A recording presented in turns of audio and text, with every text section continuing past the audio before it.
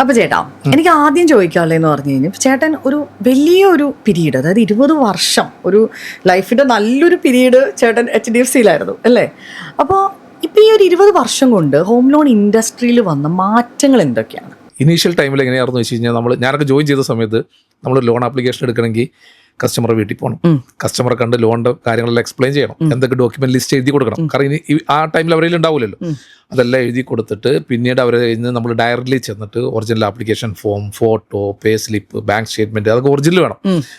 Bank പേ സ്ലിപ്പിലെല്ലാം seal ചെയ്ത് വേണം, അല്ലെങ്കിൽ ബാങ്ക് സ്റ്റേറ്റ്മെന്റ് ബാങ്കിൽ നിന്ന് ഒറിജിനൽ വേണം.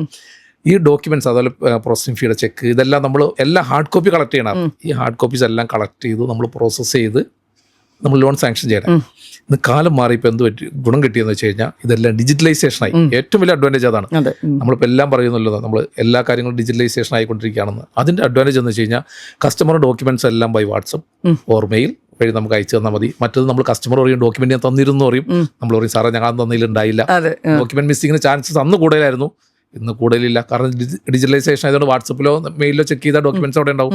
അപ്പോൾ കുറച്ച് ഫാസ്റ്റർ ആണ്, ട്രാൻസ്പെറൻസി കുറച്ചുകൂടി ബെറ്റർ ആണ്, സ്പീഡി ആണ്, പ്രോസസ്സ് കുറച്ചുകൂടി ഈസിയർ ആണ്. അതാണ് ഇപ്പോഴത്തെ ഏറ്റവും വലിയ അഡ്വാൻറ്റേജ് ആയിട്ട് എനിക്ക് തോന്നിയിട്ടുള്ളത്. തോന്നിയിട്ടുള്ളത് സ്പീഡ് പ്രോസസ്സാണ്.